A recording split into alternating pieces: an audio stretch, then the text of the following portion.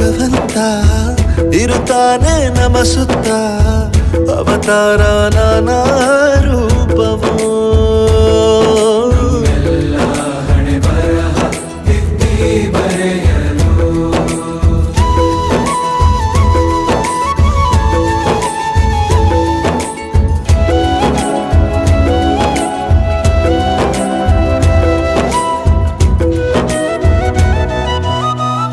ಬಾಳಲ್ಲಿ ಲೆಕ್ಕ ಎಷ್ಟು ಮುಖ್ಯ ಎಂಬುದ ಬೆರಳಲ್ಲೇ ತೋರಿ ಕಲಿಸಿದ ಗುರುಗಳೇ.